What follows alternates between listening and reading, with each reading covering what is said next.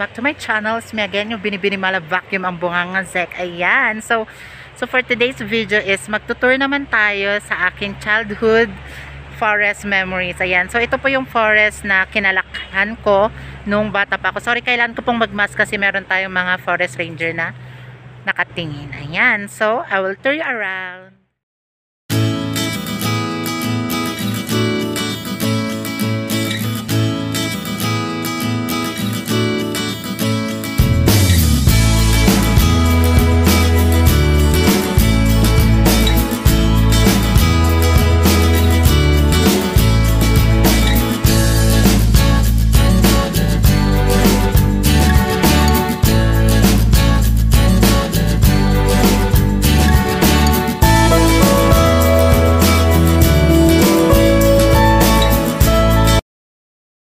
So, I remember guys, dati ito, nung bata pa kami, nung dinadaanan namin as in full of water siya. So, malakas yung current ng water. Pero ngayon, it's dry na.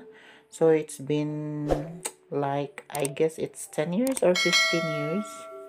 Ayan, nung last na pumunta kami. Kasi bata-bata pa kami na. Okay? Yan, then, picture with the friends.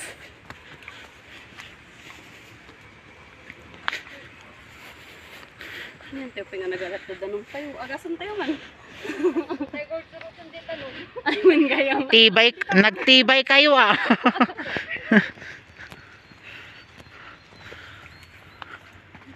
Aray ko! Matulit kayo dyan. Di bali, nagadumay sa latak.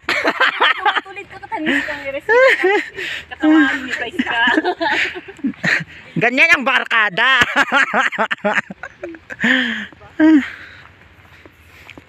Tapos rumaran na tayo toy. Di kalsada mo't lang sa. When kalsada ngagpa eco trail. Lagi dito babakit nga kuan nga bangkito.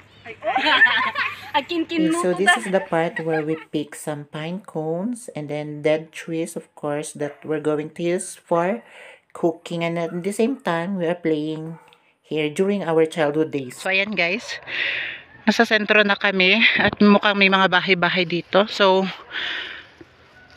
hindi ko na ma-remember kung saan yung daanan, kaya susundan na lang namin at tignan namin kung saan kami makakalabas.